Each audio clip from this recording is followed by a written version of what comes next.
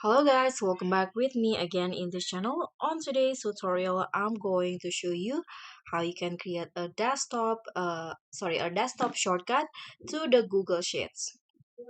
So the first thing that you need to do is open your browser and then go to the docs.google.com spreadsheets, and after this you can just click on the three dots icon on your browsers. In this case I'm using Google Chrome, and in here find the save and share option, and you'll see the create shortcut here. So click on this option and name the shortcut. So for example, I'm going to just type in Google Sheets, and after that click on create, and here I'm going to go to my desktop, and in here you can see this is the shortcut that I created before.